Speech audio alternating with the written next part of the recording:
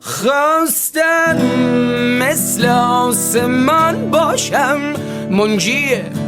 شهر نیمه جان باشم،